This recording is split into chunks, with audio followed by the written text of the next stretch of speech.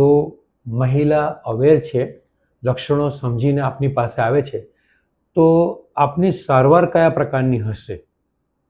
જો પેશન્ટ આપણી પાસે આવ્યું હોય, મારી પાસે આવે છે પેશન્ટ અને એ અનમેરિડ છોકરી છે અને એને પીસીઓએસ હોય, તો આપણે એને સોનોગ્રાફીથી આપણે ડાયગ્નોઝ કરી શકીએ કે આને પીસીઓએસ છે કન્ફર્મ. હવે કેટલી હદ સુધીનું છે એના માટે આપણે હોર્મોનલ રિપોર્ટ્સ કરાવવા પડે કે જેની અંદર આપણને ખબર પડે કે પેશન્ટને કયા પ્રકારના સારવારની જરૂર છે.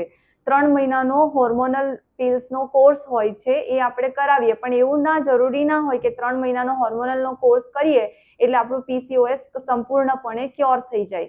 એના માટે તમારે લાઇફસ્ટાઇલ ચેન્જીસ કરવા ખૂબ જ જરૂરી હોય. કન્ટિન્યુઅસ એટલે કે એક્સરસાઇઝ કરવી ખૂબ જ જરૂરી છે. હેલ્ધી ડાયટ ફોલો કરવી ખૂબ જરૂરી હોય છે.